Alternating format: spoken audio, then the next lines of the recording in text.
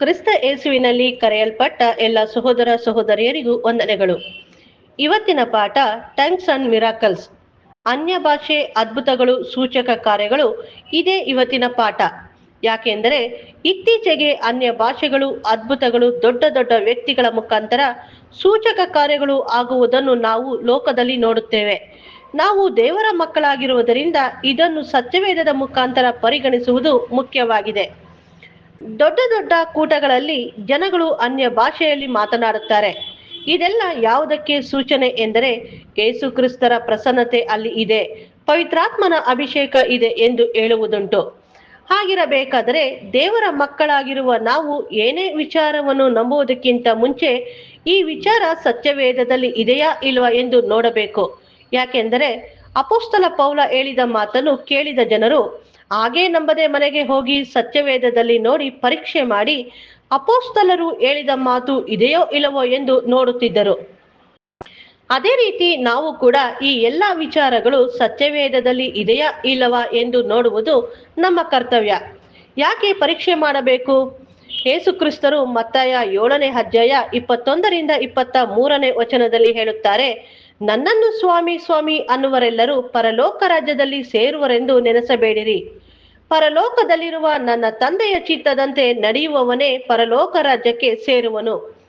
ಸ್ವಾಮಿ ಸ್ವಾಮಿ, ನಿನ್ನ ಹೆಸರಿನ ಮೇಲೆ ನಾನು ಬೋಧನೆ ಕೇಳಲಿಲ್ಲವೇ? ನಿನ್ನ ಹೆಸರಿನ ಮೇಲೆ ನಾನು ಬೋಧನೆ ಹೇಳಲಿಲ್ಲವೇ? ನಿನ್ನ ಹೆಸರಿನ ಮೇಲೆ ದೆವ್ವಗಳನ್ನು ಬಿಡಿಸಲಿಲ್ಲವೇ? ನಿನ್ನ ಹೆಸರಿನ ಮೇಲೆ ಅನೇಕ ಮಹತ್ ಕಾರ್ಯಗಳನ್ನು ಮಾಡಲಿಲ್ಲವೇ ಎಂದು ಆ ದಿನದಲ್ಲಿ ಎಷ್ಟೋ ಜನರು ನನಗೆ ಹೇಳುವರು. ಆಗ ನಾನು ಅವರಿಗೆ, ನಾನೆಂದು ನಿಮ್ಮ ಗುರುತು ಕಾಣೆನು, ಅಧರ್ಮವನ್ನು ಮೀರಿ ನೆರೆದವರೇ, ನನ್ನಿಂದ ತೊಲಗಿ ಹೋಗಿರಿ ಎಂದು ಎಲ್ಲರ ಮುಂದೆ ಹೇಳುವೆನು ಎಂದು ಹೇಳುತ್ತಾರೆ. ಇಲ್ಲಿ ಯೇಸು ಕ್ರಿಸ್ತರು ಹೇಳ್ತಾ ಇರೋದು ಬೇರೆ ಧರ್ಮದಲ್ಲಿ ಇರುವ ವ್ಯಕ್ತಿಯ ಬಗ್ಗೆ ಹೇಳ್ತಾ ಇದ್ದಾರಾ ಅಂದ್ರೆ ಇಲ್ಲ. ಯಾಕೆಂದ್ರೆ ಇಲ್ಲಿ ಯೇಸು ಕ್ರಿಸ್ತರ ನಾಮದಲ್ಲಿ ಅದ್ಭುತ ಕಾರ್ಯಗಳು ಸೂಚಕ ಕಾರ್ಯಗಳನ್ನು ಮಾಡಿರುವುದು, ಯೇಸು ಕ್ರಿಸ್ತರ ನಾಮದಲ್ಲೇನೆ ಉಪದೇಶ ಮಾಡಿರುವುದು. ಹಾಗಿರಬೇಕಾದರೆ ಈ ವಾಕ್ಯದ ಪ್ರಕಾರ ನೋಡುವುದಾದರೆ ಏನು ಹೇಳುತ್ತಾರೆ ಎಂದರೆ ಈ ಎಲ್ಲ ಸೂಚಕ ಕಾರ್ಯಗಳನ್ನು ಎಲ್ಲ ಅದ್ಭುತ ಕಾರ್ಯಗಳನ್ನು ನಂಬಬಹುದಾ ಎಂದು ಒಂದು ಪ್ರಶ್ನೆ ಬರುತ್ತದೆ. ಮತ್ತಾಯ 24ನೇ ಅಧ್ಯಾಯ 24ನೇ ವಚನ, ಸುಳ್ಳು ಕ್ರೈಸ್ತರು ಸುಳ್ಳು ಪ್ರವಾದಿಗಳು ಎದ್ದು ಸಾಧ್ಯವಾದರೆ ದೇವರಾದುಕೊಂಡವರನ್ನು ಸಹ ಮೋಸಗೊಳಿಸುವುದಕ್ಕೋಸ್ಕರ ದೊಡ್ಡ ದೊಡ್ಡ ಸೂಚಕ ಕಾರ್ಯಗಳನ್ನು ಅದ್ಭುತಗಳನ್ನು ಮಾಡಿ ತೋರಿಸುವರು. ಇಲ್ಲಿ ನಿಜವಾದ ಕ್ರೈಸ್ತರು ಮಾಡುವುದು ಎಂದು ಸತ್ಯವೇದದಲ್ಲಿ ಕೊಟ್ಟಿಲ್ಲ. ಇದೆಲ್ಲ ಮಾಡುವುದು ಸುಳ್ಳು ಕ್ರೈಸ್ತರು ಸುಳ್ಳು ಪ್ರವಾದಿಗಳು ಸೂಚಕ ಕಾರ್ಯಗಳನ್ನು ಅದ್ಭುತ ಕಾರ್ಯಗಳನ್ನು ಮಾಡುತ್ತಾರೆ ಎಂದು ಹೇಳುತ್ತಾರೆ. ಹಾಗಿರಬೇಕಾದರೆ ಇದನ್ನ ನಾವು ಸತ್ಯವೇದದ ಮುಖಾಂತರ ಇದು ಸರಿನಾ ತಪ್ಪೋ, ಯಾವುದು ಸರಿ ಎಂದು ತಿಳಿದುಕೊಳ್ಳುವುದು ನಮ್ಮ ಕರ್ತವ್ಯ. ಪವಿತ್ರಾತ್ಮ ಇದ್ದರೇನೆ ದೇವರ ಮಕ್ಕಳ? ಪವಿತ್ರಾತ್ಮ ಇದ್ದರೇನೆ ಈ ಎಲ್ಲ ಕಾರ್ಯಗಳನ್ನು ಮಾಡುವುದಾ? ಇಲ್ಲ ಅಂದರೆ ಈ ಕಾರ್ಯಗಳನ್ನು ಮಾಡುವುದಕ್ಕೆ ಆಗುವುದಿಲ್ವಾ? ಇದಕ್ಕೆ ಸತ್ಯವೇದದ ಮುಖಾಂತರ ಉತ್ತರವನ್ನು ನೋಡೋಣ. ಅಪೊಸ್ತಲ ಪೌಲ 1ನೇ ಕೊರಿಂಥ 12ನೇ ಅಧ್ಯಾಯ 29-30ನೇ ವಚನದಲ್ಲಿ ಒಂದು ಪ್ರಶ್ನೆ ಹಾಕುತ್ತಾರೆ. ಪವಿತ್ರಾತ್ಮ ಇರುವುದಕ್ಕೆ ಒಂದು ಸೂಚನೆ ಎಂದರೆ ಈ ಅನ್ಯ ಭಾಷೆಗಳು ಸೂಚಕ ಕಾರ್ಯಗಳು ಅದ್ಭುತ ಕಾರ್ಯಗಳು ಎಲ್ಲರೂ ಮಾಡುತ್ತಾರಾ? ಆದ್ರೆ ಎಲ್ಲರೂ ಅಪೊಸ್ತಲರ? ಎಲ್ಲರೂ ಉಪದೇಶಕರ? ಎಲ್ಲರಿಗೂ ಮಹತ್ ಕಾರ್ಯಗಳನ್ನು ಮಾಡುವ ವರಗಳುಂಟ ಎಂದು ಪ್ರಶ್ನೆ ಹಾಕುತ್ತಾರೆ. ಇವೆಲ್ಲ ಇಲ್ಲ ಅನ್ನೋ ಮಾತ್ರಕ್ಕೆ ಪವಿತ್ರಾತ್ಮ ಇಲ್ಲ ಎಂದು ಹೇಳುವುದಕ್ಕೆ ಸಾಧ್ಯವಿಲ್ಲ ಎಂದು ಅಪೊಸ್ತಲ ಪೌಲ ಸ್ಪಷ್ಟವಾಗಿ ತಿಳಿಸಿದ್ದಾರೆ. ಪವಿತ್ರಾತ್ಮ ಬೇರೆ, ಪವಿತ್ರಾತ್ಮನ ವರ ಬೇರೆ, ಎರಡಕ್ಕೂ ವ್ಯತ್ಯಾಸ ಇದೆ. ಪವಿತ್ರಾತ್ಮ ಎಲ್ಲರಿಗೂ ದೇವರು ದಯಪಾಲಿಸಿರುತ್ತಾರೆ. ಪವಿತ್ರಾತ್ಮನ ವರ ಎಲ್ಲರಿಗೂ ಎಲ್ಲಾ ವರಗಳು ದೇವರು ಕೊಟ್ಟಿರಲ್ಲ. ಈ ವರಗಳು ಕೊಟ್ಟರೆ ಅದಕ್ಕೆ ಕಾರಣ ಇದೆ. ಯಾಕೆ ಕೊಟ್ಟಿರುತ್ತಾರೆ ಎಂದರೆ ಪ್ರತಿಯೊಬ್ಬನ ಪ್ರಯೋಜನಾರ್ಥಕವಾಗಿ ಕೊಡಲ್ಪಟ್ಟಿದೆ. ಒಬ್ಬ ವ್ಯಕ್ತಿಗೆ ಸಭೆ ಬೆಳವಣಿಗಾಗಿ ಮುಖ್ಯವಾಗಿರುವ ಕಾರ್ಯಕ್ಕಾಗಿ ಕೊಡುತ್ತಾರೆ. ಎಲ್ಲರಿಗೂ ಈ ವರಗಳು ಇಲ್ಲ. ಈ ವರಗಳು ಎಲ್ಲರಿಗೂ ಇಲ್ಲ ಅನ್ನೋ ಮಾತ್ರಕ್ಕೆ ಪವಿತ್ರಾತ್ಮ ವರಗಳು ಇಲ್ಲ ಎಂದು ಹೇಳುವುದಕ್ಕೆ ಆಗುವುದಿಲ್ಲ. ಪವಿತ್ರಾತ್ಮ ಎಲ್ಲರಿಗೂ ಇರುತ್ತೆ ಅಂದರೆ ಪವಿತ್ರಾತ್ಮನ ವರ ಎಲ್ಲರಿಗೂ ಇರುವುದಿಲ್ಲ. ಈ ವರಗಳನ್ನೆಲ್ಲ ದೇವರು ಚಿತ್ತದ ಪ್ರಕಾರ ಪವಿತ್ರಾತ್ಮ ವರಗಳನ್ನು ಪ್ರಯೋಜನಾರ್ಥಕವಾಗಿ ಒಬ್ಬೊಬ್ಬನಿಗೆ ಯಾವುದು ಕೊಡಬೇಕು ಎಂದು ಹಂಚಿಕೊಡುತ್ತಾರೆ. ಅಪೊಸ್ತಲ ಪೌಲ ಹೇಳುತ್ತಾರೆ, ಪವಿತ್ರಾತ್ಮನ ವರಗಳು ಮುಖ್ಯವಲ್ಲ, ಪವಿತ್ರಾತ್ಮನ ಫಲಗಳೇ ಮುಖ್ಯ. ಎಲ್ಲದಕ್ಕಿಂತ ಶ್ರೇಷ್ಠವಾದ ವರವನ್ನು ನಿಮಗೆ ಹೇಳ್ತಾ ಇದ್ದೇನೆ. ಯಾರೆಲ್ಲಿ ಪವಿತ್ರಾತ್ಮ ವರಗಳು ಇಲ್ಲವೋ ಅವರು ಪವಿತ್ರಾತ್ಮ ಫಲಗಳನ್ನು ಬೆಳೆಸಿಕೊಳ್ಳುವುದಕ್ಕೆ ಪ್ರಯತ್ನ ಪಡಿ ಎಂದು ಅಪೊಸ್ತಲ ಪೌಲ 1 ಕೊರಿಂಥ 13ನೇ ಅಧ್ಯಾಯ 1ನೇ ವಚನದಲ್ಲಿ ಹೇಳುತ್ತಾರೆ. ನಾನು ಮನುಷ್ಯರ ಭಾಷೆಗಳನ್ನು ದೇವದೂತರ ಭಾಷೆಗಳನ್ನು ಆಡುವನಾದರೂ ಪ್ರೀತಿ ಇಲ್ಲದನಾದರೆ ನಾದ ಕೊಡುವ ಕಂಚು ಗಣಗಣಿಸುವ ತಾಳವೂ ಆಗಿದ್ದೇನೆ. ಅಪೊಸ್ತಲ ಪೌಲ ಶ್ರೇಷ್ಠವಾದ ಮಾರ್ಗವನ್ನು ತೋರಿಸುತ್ತೇನೆ ಎಂದು ಪ್ರೀತಿಯ ಬಗ್ಗೆ ಹೇಳುತ್ತಾರೆ. ನಮ್ಮ ಹತ್ತಿರ ಎಲ್ಲ ವರಗಳು ಇರಬಹುದು, ಎಲ್ಲ ಭಾಷೆ ಮಾತನಾಡಬಹುದು, ಸೂಚಕ ಕಾರ್ಯ ಮಾಡಬಹುದು, ಎಲ್ಲ ಮಾಡಬಹುದು, ಆದರೆ ಪ್ರೀತಿ ಇಲ್ಲ ಎಂದರೆ ಏನೂ ಇಲ್ಲದವನಾಗಿದ್ದಾನೆ. ಪ್ರೀತಿನ ಅಧಿಕವಾಗಿ ಬೆಳೆಸಿಕೊಳ್ಳುವುದಕ್ಕೆ ಪ್ರಯತ್ನ ಮಾಡಿ ಎಂದು ಪ್ರೀತಿಯ ಬಗ್ಗೆ ಅಲ್ಲಿ ಹೇಳುತ್ತಾರೆ. ಈ ಎಲ್ಲ ವರಗಳು ಇರಲೇಬೇಕು ಅಂತ ಇಲ್ಲ. ಹಾಗಾದರೆ ಯಾಕೆ ಆದಿಸಭೆಯಲ್ಲಿ ದೇವರು ಪವಿತ್ರಾತ್ಮ ಸುರಿಸಿದಾಗ ಯಾಕೆ ಅಲ್ಲಿ ಇರುವಂತ ಜನರೆಲ್ಲ ಬೇರೆ ಬೇರೆ ಭಾಷೆಗಳಲ್ಲಿ ಮಾತನಾಡಿದರು? ಅದರ ಅರ್ಥ ಏನು ಎಂದು ನೋಡೋಣ. ಅಪೊಸ್ತಲ ಕೃತ್ಯಗಳು 2ನೇ ಅಧ್ಯಾಯ 1ರಿಂದ 4ನೇ ವಚನದಲ್ಲಿ, ಪಂಚಶತಮ ಹಬ್ಬದ ದಿನವು ಬಂದಿರಲಾಗಿ ಅವರೆಲ್ಲರೂ ಏಕ ಮನಸ್ಸಿನಿಂದ ಒಂದೇ ಸ್ಥಳದಲ್ಲಿ ಕೂಡಿದರು. ಆಗ ಬಿರುಗಾಳಿ ಬೀಸುತ್ತದೋ ಎಂಬಂತೆ ಪಕ್ಕನೆ ಆಕಾಶದೊಳಗಿಂದ ಒಂದು ಶಬ್ದ ಉಂಟಾಗಿ ಅವರು ಕೂತಿದ್ದ ಮನೆಯನ್ನೆಲ್ಲ ತುಂಬಿಕೊಂಡಿತು. ಅದಲ್ಲದೆ ಉರಿಯಂತಿದ್ದ ನಾಲಿಗೆಗಳು ವಿಂಗಡಿಸಿಕೊಳ್ಳುವ ಹಾಗೆ ಅವರಿಗೆ ಕಾಣಿಸಿ ಅವರಲ್ಲಿ ಒಬ್ಬೊಬ್ಬರ ಮೇಲೆ ಒಂದೊಂದಾಗಿ ಕೂತುಕೊಂಡವು. ಆಗ ಅವರೆಲ್ಲರೂ ಪವಿತ್ರಾತ್ಮ ಭರಿತರಾಗಿ ಆ ಆತ್ಮವನ್ನು ತಮಗೆ ನುಡಿಸುವ ಶಕ್ತಿಯನ್ನು ಕೊಡುವ ಪ್ರಕಾರ ಬೇರೆ ಬೇರೆ ಭಾಷೆಗಳಿಂದ ಮಾತನಾಡುವುದಕ್ಕೆ ಪ್ರಾರಂಭಿಸಿದರು.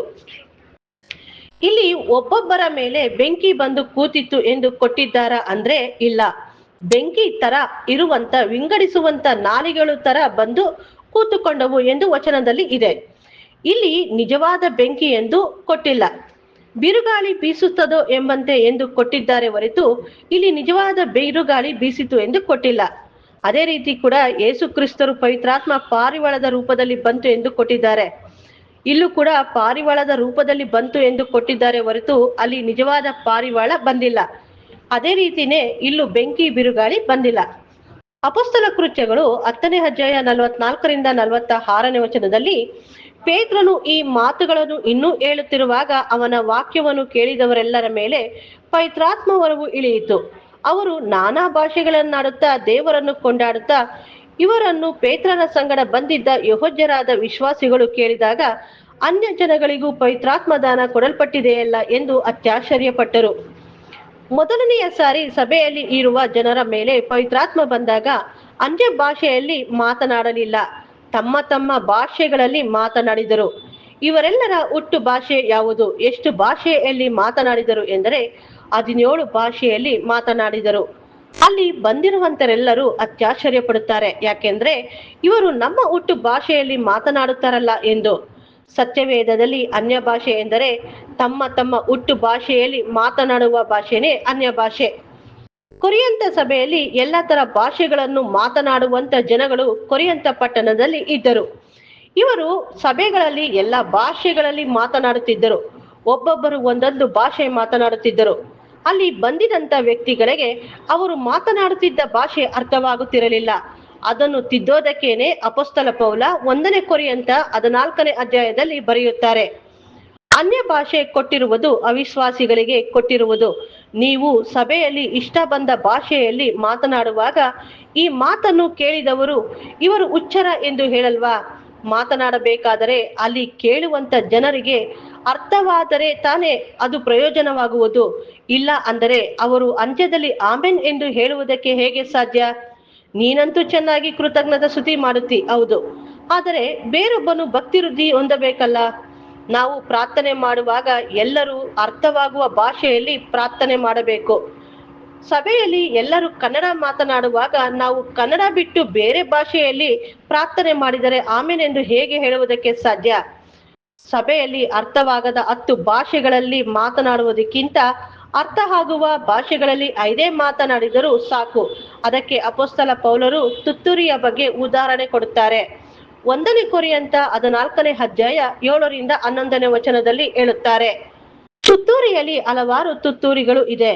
ಒಂದೊಂದು ತುತ್ತೂರಿ ಒಂದೊಂದು ವಿಧದಲ್ಲಿ ಶಬ್ದವನ್ನು ಮಾಡುತ್ತದೆ.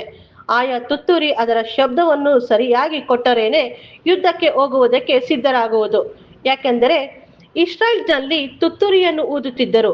ಜೂಬ್ಲಿ ಕಾಲದಲ್ಲಿ ಒಂದು ತುತ್ತೂರಿ, ಯುದ್ಧಕ್ಕೆ ಹೋಗುವಾಗ ಒಂದು ತುತ್ತೂರಿ, ಡಂಗೂರ ಸಾರುವಾಗ ಒಂದು ತುತ್ತೂರಿ, ಎಲ್ಲದಕ್ಕೂ ತುತ್ತೂರಿಯನ್ನು ಊದುತ್ತಿದ್ದರು. ಆ ತುತ್ತೂರಿಗೆ ಶಬ್ದ ಕೊಟ್ಟರೇನೆ ಜನಗಳು ಯುದ್ಧಕ್ಕೆ ಸಿದ್ಧರಾಗುವುದಕ್ಕೆ ಸಾಧ್ಯ. ಅಪೊಸ್ತಲ ಪೌಲರು ಸಭೆಯಲ್ಲಿ ಒಂದು ನಿಬಂಧನೆ ಹಾಕಿದರು. ಸಭೆಯಲ್ಲಿ ಅನ್ಯ ಭಾಷೆ ಮಾತನಾಡಬೇಕು ಎಂದರೆ 2 ಇಲ್ಲ 3 ಜನ ಮಾತನಾಡಬೇಕು.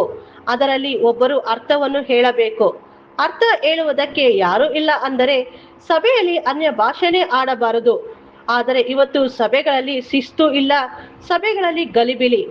ಸಭೆಯಲ್ಲಿ ಕೂಗಾಡುವುದು, ಅನ್ಯ ಭಾಷೆ ಎಂದು ಮಾತನಾಡುವುದು ಇವೆಲ್ಲ ಪವಿತ್ರಾತ್ಮನ ಸೂಚನೆ ಎಂದು ತಿಳಿದುಕೊಂಡಿದ್ದಾರೆ. ಇವೆಲ್ಲ ಪವಿತ್ರಾತ್ಮನ ಸೂಚನೆನೇ ಅಲ್ಲ.